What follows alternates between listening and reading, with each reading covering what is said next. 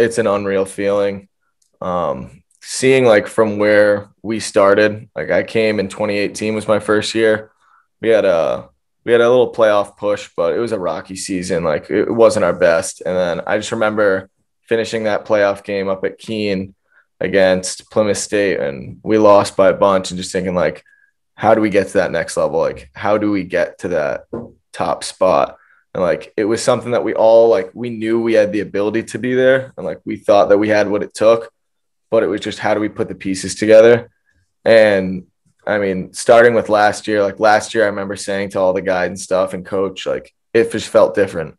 Like it was a different vibe throughout the whole team. Everyone was just, they wanted it. Like everyone was hungry for that top spot. And then COVID shut us down, like it did everyone. And then when we came in this year, everyone, like it just always was kind of like we were fighting for each day. Like we didn't know if we were going to have a season. And even when we were told, okay, we can start working out, like we didn't know what was going to be in store. Like it was always, every day was just like, all right, it could be your last day.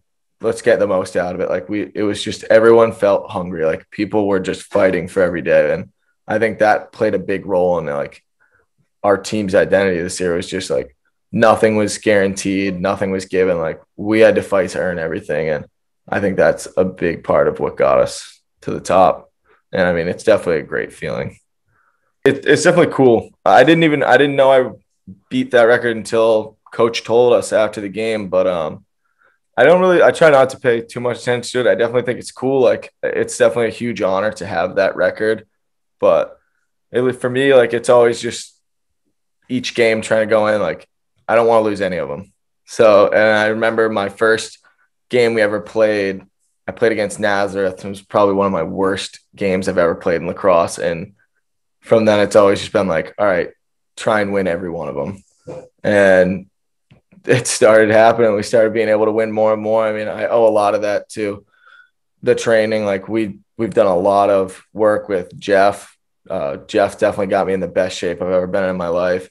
Last year, we were able to work with Joe Nardella, who's the top face-off guy in the world. He was part of our coaching staff. That training definitely was the biggest role. Like it was able to just take me from someone who like I was in good physical shape.